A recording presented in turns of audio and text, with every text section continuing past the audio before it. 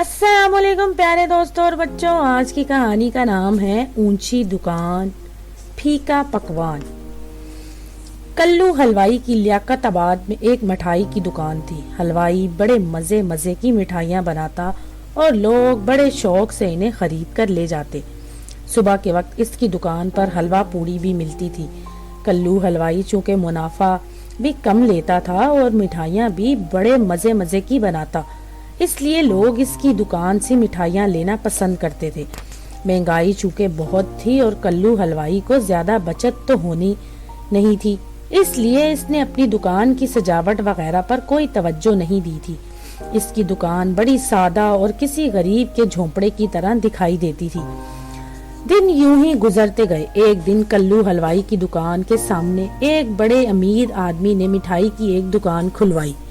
इसने अपनी दुकान को खूब सजाया, बड़ी बड़ी लाइटें और खूबसूरत झालरें लगवाईं।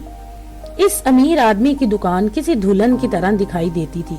अब जो लोगों ने इतनी खूबसूरत दुकान देखी तो वह कल्लू हलवाई की दुकान पर जाने की बजाय इस अमीर की दुकान पर जाने लगे और वहां से मिठाइयाँ खरीदने लगे।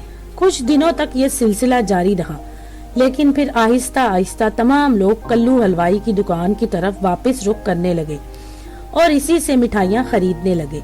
एक दिन कल्लू हलवाई ने एक बुजुर्ग से पूछ ही लिया, बड़े साहब, आप पहले मुझसे मिठाई लेते थे, फिर जब सामने बड़ी दुकान खुली तो वहाँ से मिठाइयाँ लेने लगे, मगर अब फिर आप मेरी दुकान की तरफ आ निकले, आखिर क्यों?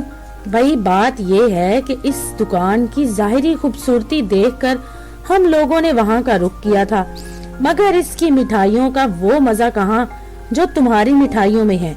इस बड़ी और सजी सजाई दुकान की मिसाल तो ऐसी है, ऊंची दुकान और फीका पकवान के बराबर है। बुजुर्ग ने कल्लू हलवाई को बताते हुए कहा और अपनी मिठाइयाँ लेकर चल दिए।